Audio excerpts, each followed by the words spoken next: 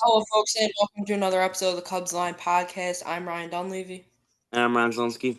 and today the Cubs win a huge ball game, 12-1, headlined by two Kyle Tucker home runs and a Reese McGuire grand slam. Cade Horton shoved as he makes a late push for Rookie of the Year, and just a great overall win. I think it's safe to say this team's back, and they're a lot of fun to watch right now. What were your takeaways from tonight's ball game? They got the big hit. Tuck has now two or three bombs in his last two games. Reese McGuire, the big grand slam there to extend the lead big early. Cade shoves once again. It was just an all around amazing game to watch. Yeah, I mean, Cade was very efficient. I think he had, out of his first 22 pitches, 21 of them were strikes. And he had 12 pitches in 2 innings, so he was very efficient. Like, if this was a close game, he probably could have went way longer into the game, but want to save some of those pitches for later in the season and save those 90 to 100 pitch outings for later in the year. So before we get into today's ball game recap, I want to give a shout out to Mark's Card Shop. Thank you for sponsoring today's show. Go check them out at markscardshop.com and also go check out them in the store in Downers Grove, Illinois. So we'll get right into it. The Cubs do gain a game in the division today. They're now 6 games behind as the Brewers lost 7-1 to the Giants today and the Cubs win. So a 6 game, I mean, it's not terrible. The Brewers get cold and lose a couple, then who knows? We can maybe see some late season magic. You got a little over a month left, and we could see what the Cubs can do. Is they also have a very weak road trip coming up and some weak teams that they're playing. The Brewers definitely have some tough teams. So, I mean, what are your expectations for the division, playoffs, just in general for this team? Well, you have 5 weeks left in the season. So you're gonna need to the pace is gonna have to be just gain one game per week. But there's gonna have to be a week where you're gonna have to get hot, get two games, obviously. But I think it's very doable. It's just very important to win the game tomorrow and hope the Giants can either pull that one out and win the series to get us to 5 back, or you win and then Milwaukee wins and you stay 6 back. But it's very doable. Try it right now. Try to gain one game per week. But yeah, it's definitely doable. But right, one thing I do want to bring up though is that they go to back home for a 4 game series versus Arizona. So if Arizona could split that series, that'd be huge. But then they have to go to Toronto to play the Blue Jays, who are a hell of a team, as we saw, and then they have to play Philadelphia. So you have the Blue Jays and the Phillies back to back series. Those are two very good teams and tough series. So who knows what will happen with that? And the D backs, they're not a bad team at all either. I could see them taking some games from the Brewers. What about you? Completely agree with that. Blue Jays, Phillies is kind of where I highlight, where you're gonna have to really rack up some wins there because I think when they play the Blue Jays, we play the Rockies. Yes, that would be correct. There you go, right? You sweep the Rockies, as you should. Brewers drop 2 or 3, you gain two right there.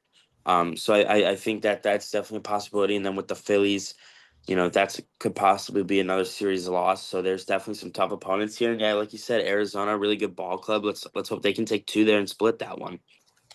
Yeah, and they have to face, listen to this, when they go to Toronto, it's not like you're facing some bum pictures. You have Shane Bieber, Jose Brios, and Kevin Gausman 3 games in a row. That's rough. And then you have Robbie Ray tomorrow. So that's not an easy matchup either. You have to face Robbie Ray, who's having a really nice year, a 2.85 ERA and is 10-6. And then versus the Diamondbacks, you got Brandon Pafat. He's not a bad pitcher at all. Erod, he's been known to be pretty solid. He's had a rough year as of late, but who knows? And you got Ryan Nelson. So those are three kind of average pitchers, but if they can take Arizona can take a game, like that'd honestly be huge. And also the Toronto series is gonna be extremely tough for them, and so is that Pittsburgh series. And who knows, when you face the Pirates, maybe you face Skeens for a day, and that's a tough game. Texas is always tough, so just a lot of tough series for this Milwaukee team. So who knows? I mean, 6 games is not terrible. We saw the Cubs have a 6 game lead maybe 2 weeks before the All Star break, and that cut down to like a 2 game lead. So Yeah, that's how quick things can move. and I think in 2018 the Cubs had a 7 or 6 game lead September 1st, and then we saw them blow that. So it may go the other way. This time it'll be pretty fun final month here. So hopefully we can make a push, win this division, and then get a bye perhaps in the wild card series. Yeah, that would definitely be huge. But if we make the wild card and we host a series at Wrigley, there's no harder place. I know you want to say Philly and everything, but there is zero place to play that is harder than Wrigley Field in the playoffs. Like I remember Especially because we haven't had fans in their seats in a Wrigley playoff game since the 2018 wild card game. I mean, it's been a long time coming. Cubs' magic number is now down to 25 with a Reds series loss versus the D-backs as they dominated tonight. Andrew Abbott got shelled and the Cubs win. So 25 games with counting Cubs wins and Reds losses. That's unreal, So honestly. yeah, for that, that's 12 wins for the Cubs, 13 losses for the Reds. That could be 3 weeks. Yeah, could. And I really hope that they are able to clinch at Wrigley because I think the fans are going to go absolutely nuts if they clinch at Wrigley, and I hope to be in attendance for that game. 100%. So after talking a little bit of division, I just want to touch on the wild card. The Cubs have a 8 game lead in the wild card, which is huge. So unless they like completely fumble the bag, then they'll be fine. But as of right now, it's lined up Cubs, Dodgers, Wrigley Field. That would be pure cinema if you're a baseball fan. Like that would be two big market teams at the friendly confines. Like that would be an unreal series. And as much as the Dodgers are a good team, the Cubs just beat them 2 times in a row in Wrigley. Japan, the Cubs were not swinging it really. They went to LA. They won a series in LA versus Tyler Glasnow on Sunday Night Baseball. Like my only concern is that you're gonna have to face Yamamoto and Otani in the playoffs, and the Dodgers always heat up in the playoffs. I'd almost rather have to face that San Diego team, but I mean, whoever it is, send them to Wrigley Field and let them get eaten up. And my one of my favorite memories is when Kershaw pitched and he got absolutely shelled. Entire game, Kershaw. That was an awesome moment. So if the Dodgers come to town, like Dodgers Nation is going to be showing up, so that's going to be a lot of fun to watch. Yeah, they'll definitely show up, but it's not. I mean that BS Dodger takeover at Wrigley this year. That's not going to be a thing in the playoffs. Trust me. Absolutely not, no. So after talking some division and wild card, we'll get into the recap. The Cubs win this ball game 12-1. Cade Horton with the win, Victor Mendros with the loss, and Ben Brown gets credited for a save. So we'll get into the recap. Michael Bush swings at the first pitch, hits a good ball, 93 miles an hour off the bat, just right to Taylor Ward. Tucker flies out on a weak fly ball to Ward, and then Seiya gets called out on strikes. Sweeper right down the middle. I don't know what he was looking at, and then he does his little like some of them is bogus, but that was definitely a strike. Top bottom of the first, the Angels go down 1-2-3. Neto popped out to Nico. Shanwell grounded out to Nico, and Trout struck out. Top of the seventh, PCA with the leadoff single. This ball was smoked 105 miles an hour off the bat. Falls right in front of Adele. And then Happer hits a weak ground ball to Rendifo, flips over to Neto, gets the out at second. Neto completely airmails a throw. Hap gets second on the wild throw. And then Nico pops out. Willie Castro strikes out. So knotted at 0-0 after his top of second. And then Ward lines out to PCA. He comes on, makes a Superman catch. Just everyday PCA stuff defensively. He's unreal there in center field. Moncada grounds out. And then Joe Adele flies out to Tuck. Top of the third inning, Dansby strikes out, McGuire strikes out. Michael Bush hits a double, ball 105 off the bat, smoked down the line. I think it went off of Shanwell's mitt. It was really hard to play for him. So a double for Bushy, and then Kyle Tucker hits his 20th home run on the year. This ball was hit 103 miles an hour, 399 feet. Just a sinker down and in where Tuck likes it. Kind of a very similar pitch to his home run yesterday. How good is it to see Kyle Tucker getting it back on track, and how big is that for this team? It's amazing. I mean, with PCA heating up too, um, we may see the May June Cubs again. But yeah, it's been awesome to see Tucker find his groove. Again, I'm not gonna get my hopes up too much that he's gonna be fully back, but it's great to see him, hit the ball around the yard. Yeah, it's always fun to watch Tucker, and I mean, the thing with Kyle Tucker is like when he's going, he's going. Like there is no stopping him, and he's a guy that maybe in the playoffs it's heat up. Oh, intentional walk, put him on first base, and then Suzuki and PCA and Kelly in the 3, 4, 5 spot, putting on some damage. And then say with a weak ground out after that, bottom of the third, Rendifo grounds out. Ohapi singles on a ball that actually hit off of Cade Horton and deflected to Castro. Glad that Horton was okay there. Tanaso flied out, and then he struck out Neto on a foul tip. Top of the fourth inning, PCA flies out. This ball was just, if he got a little bit more on it, it would have been gone, 97 miles an hour. And then Happ and Nico with back-to-back walks. Willie Castro flies out. This ball was smoked just right to the guy. And then after that, Dansby was hit by a pitch. And then on a 1-2 fastball, sinker right and in. Reese McGuire with a grand slam, his first in his career, seventh on the year. Personally, I thought it was a pop out. He kind of pimped it, so I was like, oh, maybe there's something. Just kept going and going, and I mean, a really cool moment for Reese McGuire. And I know we were talking yesterday about how it should be kind of the end of the time for the team, which is totally understandable. And I know, like, even he hit the grand slam, it's not like doesn't really like change your opinion a lot, but talk about how like he's been a really good serviceable guy for this team when they've needed him. Yeah, I agree with that. I still think, I mean, there's a decision to be made there, but hearing Kate Horton talk about him and Reese McGuire's chemistry and how they throw all the time together, and Reese McGuire's kind of like, like a David Ross, John Lester type thing. I wouldn't be surprised if Reese McGuire is at least or Kate Horton is at least throwing to Reese McGuire in the playoffs, just because of the chemistry there. But I mean, I know pitcher catcher relationships are very important, so you don't really want to play around with that too much. But yeah, it was cool to see Kate Horton talk about him and Reese McGuire's like chemistry like that.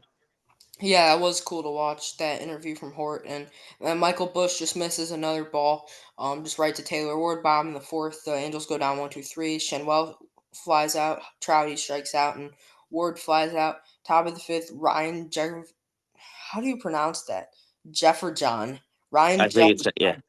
comes in the game. Tucker hits another gapper, 104 off the bat, a cutter right down and in. Tucker makes no mistake with that, but then Sale strikes out, PCA pops out, and then Happer grounds out, so the Cubs can't do anything with the leadoff double. I mean, that's concerning, but in a 6-0 game, doesn't really mean too much. Bottom of the fifth, Moncada smokes one, but it's right to Tucker. Adele singles, Rendifo singles. So the first time we see Cade getting in trouble, but big strikeout on Ohapi and then a weak fly out to Tenaniso. So nice job from Cade Horton there. And then Carson Fulmer comes in the top of the sixth inning. Horner grounds out. Willie Castro hits a single on a weak ground ball. Dansby flies out to center field. McGuire walks, and then Michael Bush with an RBI single. Finally, Bush was hitting the ball hard all night, opposite field, and finally one lands. He continues hitting the ball opposite field on outside pitches where pitchers are kind of pitching him now. 101 off the bat, single makes it a 7-0 game, and then Kyle Tucker comes up and on a 1-0 changeup, right, kind of where his other two home runs were this series down and in. Absolute moonshot, 394, 101, his 21st homer on the year, second homer of the night. Just another big swing from Kyle Tucker. And I mean, how pumped were you to see Kyle Tucker get going in a two home run game when I don't think he had a home run in a good amount over a month and A three little over home a month, yeah. past 24 hours? How big is that for Tuck? Huge. I mean, like I said at the start of the show, like it's just so awesome to see him kind of get back into a groove here. He seems to be, a lot more happy, which I would be too. But yeah, it's been awesome to watch Tucker hit the ball hard, and I mean, hopefully this can stick.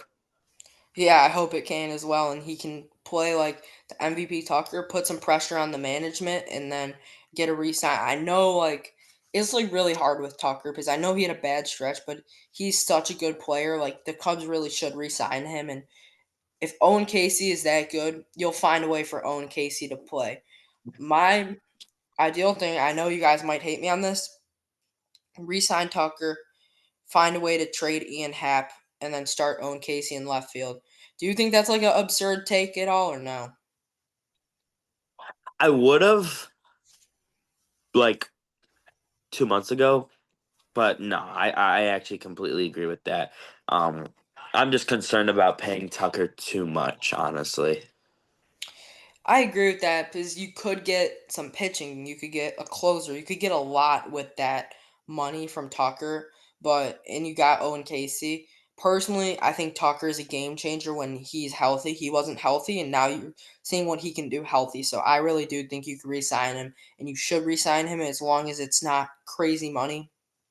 But I don't think it hurts to have Tucker. And even if you do resign him and you have him, Casey, Suzuki, Happ on the roster for 1 year, like Suzuki and Happ are free agents after next season. So that kind of clears out. And then you could pick one out of the two between Happ and Saya, or you let both of them go and kind of play it out from there and make Tucker, Casey, and PCA your everyday outfield. So the Cubs have a lot of options what they can do with that outfield. So we'll see how Jed Hoyer in the front office manages that. Yeah, a lot of options there. I mean, yeah, there are so many scenarios that could happen, but I'm sure they'll find a way to pick the worst one. Hopefully not. We'll see how it all works out. And Seiya hits an infield single after that. PCA grounds out. Top of the sixth inning, Oswaldo Peraza strikes out. Cavadis walks. Trout strikes out. And then Taylor Ward strikes out, and that'd be it for Cade Horton. How impressive was it that Cade Horton struck out Mike Trout 3 times tonight? I mean, it's very impressive. Like he threw 21 straight strikes to start the game. He struck out Trout, and superstar 3 times. He was on the money today. And like you said, if it wasn't a 10-0 game at the time, I think he stays in and potentially goes like 8 innings. Yeah, possibly. Then the top of the seventh inning, Owen Casey comes in for Ian Happ, smokes a ball, 114 miles an hour off the bat is crazy. That might have been the highest exit velocity of a Cub this year. Smokes a double into the gap. Love to see that from OC. Nico singles, and then Castro lines out. Dansby hits a double, just missed a home run. 105 off the bat, makes it an 11-0 game. McGuire or Luis Garcia comes into pitch. McGuire with the sac fly, and then Bushy strikes out. Matt Shaw replaces PCA at third base. Owen Casey comes in for left.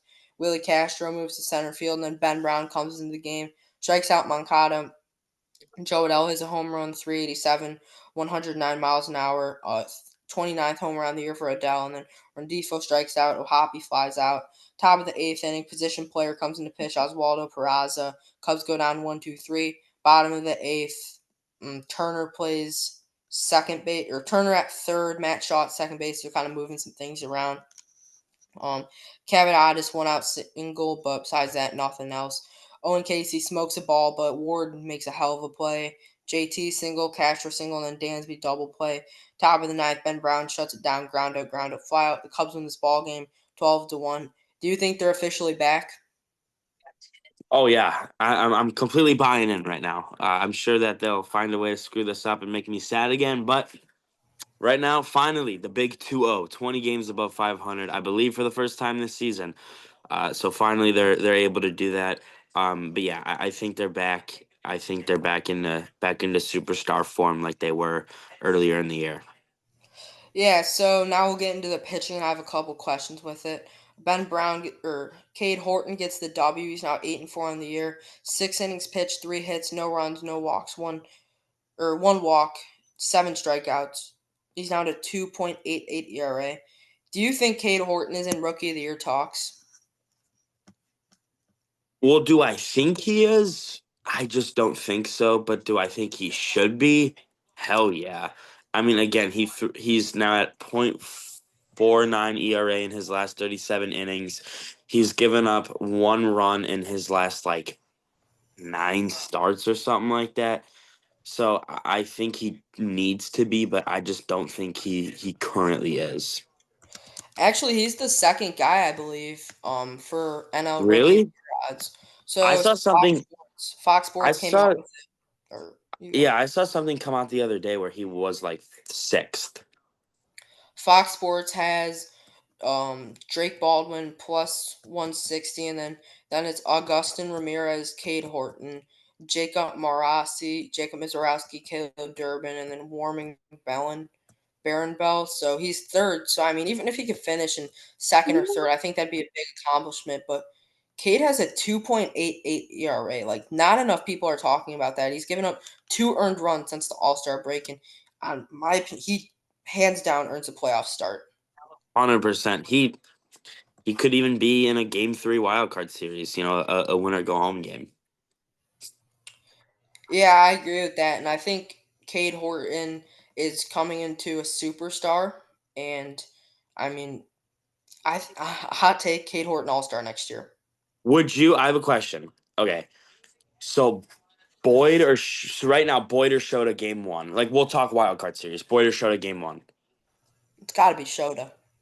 So from that, would you go Shota game one, Cade game two, Boyd game three? Depends the circumstances. The Cubs win, you go to Cade. The Cubs lose, you go to Boyd. Because yeah, that's actually what I was thinking. Because let's say you sweep with Cade on the mound in game two, then you can get Matthew Boyd on the mound for game one of the NLDS, which would make me a lot more confident. I don't mind that at all. I mean, all you really need in the playoffs is three starters, and for me, that's Shota, Boyd, and Imanaga. And if you do need a fourth, can start Tyon, you could start Assad, you could start Ray, you could start. I mean, if you need Mike Soroka, just whoever has the hot hand is what I would go with personally. Who do you think you'd go to that fourth spot? If my opinion, I'm just going whoever's pitching the best at that time. Yeah, right now my prediction for that is JMO. That's what I would say is the strong contender for that as well. He has playoff experience. He's been a Cub for a while, so that would be my guess of that game four. But if they even need that, honestly, if you have enough rest days, I'm just rolling three. But we'll have to see how Cade Horton adjusts in the playoffs. Then Ben Brown went 3 innings, 2 hits, 1 run, and it was earned. No walks, 3 strikeouts, down to 5.82 ERA, and he gets a save. I've seen a lot of improvements from Ben Brown as of late, haven't you? Oh yeah, I have. He did give up that one run, but it's whatever. He's been a lot better out of the bullpen, so I think he should stay there. Yeah, I agree with that. So we'll go to player of the game. My player of the game got to be Kyle Tucker, 3 for 5 on the night. All of them were extra base hits, 2 home runs, 2 runs, 5 RBIs. Just a hell of a night from Tucker, and glad to see him getting back on track. Yeah, Kyle Tucker for me. Honorable mention, Reese McGuire. Yeah, also Cade Horton, all three of those guys.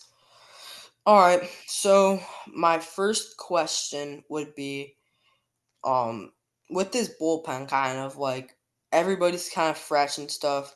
How do you manage it with this long road trip, like rest days and stuff, honestly? I mean, I don't think you should go too heavy on rest days tomorrow. Try to get a sweep. Do they have an off day this week, or are they? Monday. Oh, Monday. Oh, perfect. So yeah, so I would probably go like no off days tomorrow. Then you get the off day Monday. Maybe give Tuck another day off in the San Fran series. Um, The I mean, I reason I would bring probably. this up is because Craig Counsell for the last, or not Counsell, David Ross, the year before he got fired, for the last 2 months, he played the same nine every day, and those guys just had nothing left to give. And I know I'm asking about the bullpen, but really everyone, like, because when you're overplaying these guys, they're going to have nothing to give when it comes to the playoffs. So you kind of got to phase in these off days. Oh, you were asking like bullpen pitching? Yeah, like anyone, honestly. Oh, I thought you were talking like lineup. You could go either or, honestly. That's my bad. Yeah, I would probably just try to throw. I mean, just get as much out of the starters as you can. You got a lot of games coming up on this West Coast trip, so yeah, I would probably just try to get as much as you can out of your starters. Pitch whoever's gonna have to pitch. I mean, if it's more than five, don't throw any of your Theobars, maybe even Keller, Palencia. Give Palencia some work like once every series if it's like an 8-1 game every time. But yeah, I would not play the same guys every day like David Ross did because they'll be dead. Yeah, that's fair. I just wanted to bring that point up. So we'll do a series preview for tomorrow. So the Cubs obviously already won the series, so it's not going to be a rubber match. But opportunity to sweep a series would be huge, especially to start off this road trip. On the bump for the Cubbies is Jameson Taillon. He's 8-6 on the year with a 4.26 ERA and 101 innings pitched. He has 78 strikeouts with a 1.11 WHIP. His last game, he went 6 innings with 1 run baseball versus a very good Milwaukee Brewers team. And then making his return versus the Cubbies, the professor Kyle Hendricks on the mound for the Angels. He's 6-8 on the year with a 4.93 ERA, 126 innings pitched with 85 strikeouts, 1.3 WHIP. Kyle Tucker is not a homecoming, but his first time wearing the Angels uniform, that's going to look really weird. Yeah, I mean, if this game was at Wrigley, I definitely would want to be there. But it's just gonna be weird for him facing his old team. He's been on that team since it all started. So it's just gonna be interesting. But I think they gotta get an early lead there and let JMO kind of settle in. Yeah, what are your keys versus Hendricks? I know he doesn't throw hard. He locates very well. What are your keys for this Cubs offense versus him? Wait back, expect a lot of movement on everything. Jump out to an early lead, try to get three in the first couple innings. Hopefully, JMO can settle in. Um, I mean, since you have the off day tomorrow, I wouldn't be too conservative with the bullpen arms. I mean, I wouldn't throw everything out there, but I wouldn't rest certain guys. I would be playing to win tomorrow. And yeah, my last question, what is your score prediction, just final thoughts on tomorrow's game and expectations? I go 5-2 Cubs win. They score five in the first two innings, and then do the old 1-2-3, 1-2-3, 1-2-3, 1-2-3. Yeah, I think it's gonna be a high scoring game. Give me a Cubs 7-3 win.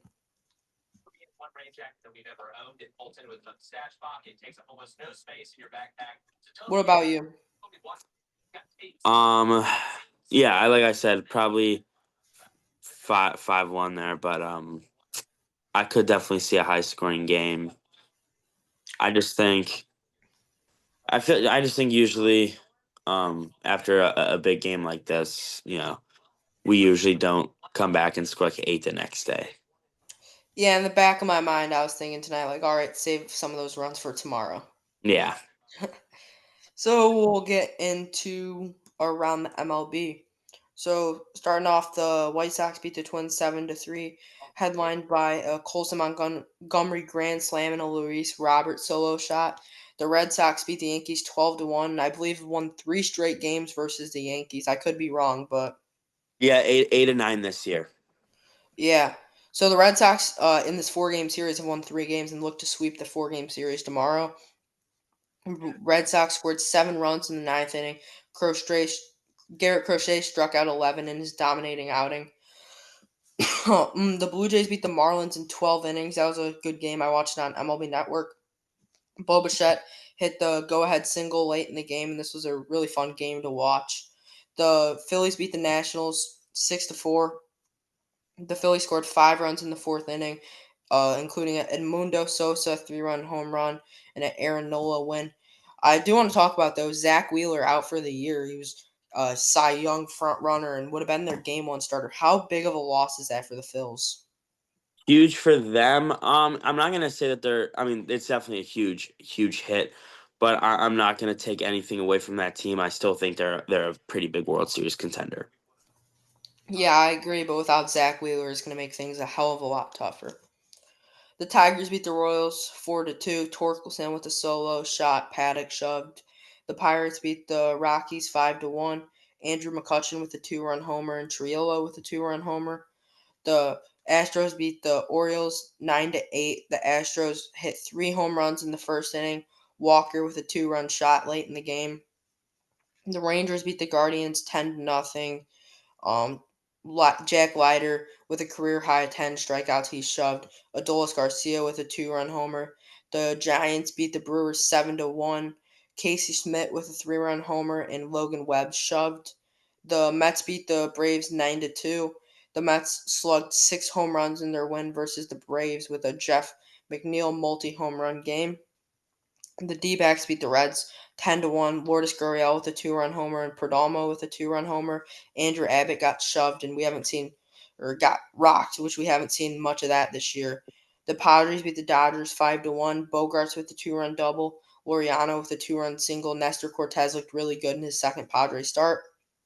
And then in our last game, the Athletics beat the Mariners 2-1. Shea Langoliers hit the go-ahead double late in the game, and a big win for the Athletics is they're looking very promising for the next couple of years as they have the Rookie of the Year Nick Kurtz on their team, and they also have Jacob Wilson hitting 330. So that'll be a fun team in a couple of years. Completely agree. Yeah, very very good young core. I mean, they're obviously not, their record's not at all where it's gonna be in a few years, but there should be some high hopes in that fan base. If sure. So now we'll get into MLB Pickle Ryan. Who's the first player? Reese McGuire. McGuire. In the NL, throws right-handed. So probably a righty. I'll go. I'll go. Blake Trinan.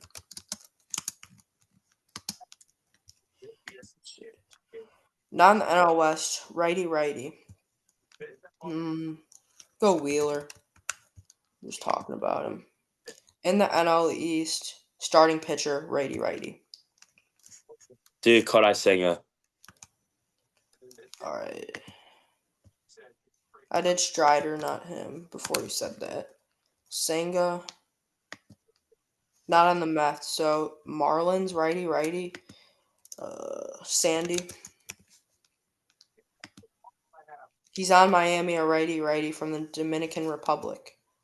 He's not in Miami or is in Miami? Is on Miami from Dominican, starting pitcher. Edward?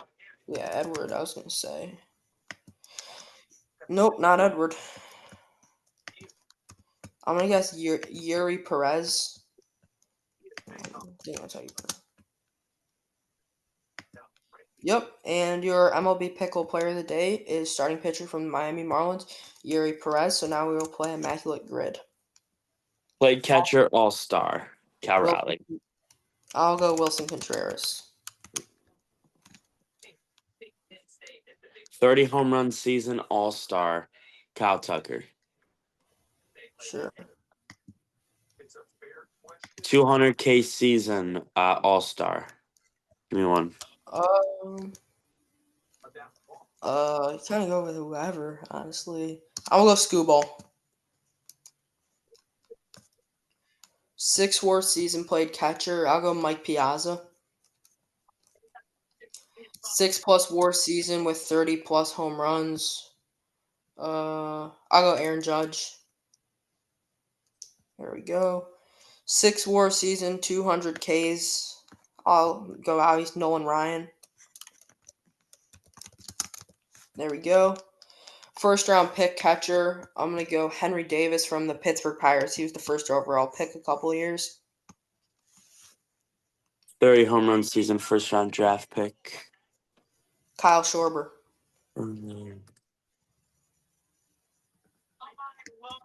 All right, and then to be immaculate, a first round pick with 200 Ks season, I'm going to go Garrett Cole. And we are immaculate, folks. Thank Cranked you through guys. that one. What? I said we cranked through that one. Yeah, we did. That was an easy one. Thank you guys for tuning in to today's episode. Big Cubs win. Hopefully they can sweep tomorrow and join us tomorrow night on the post-game show. Thank you guys for tuning in. Sign off, Ryan Dunleavy. Ryan Zunski. See you guys in the next episode.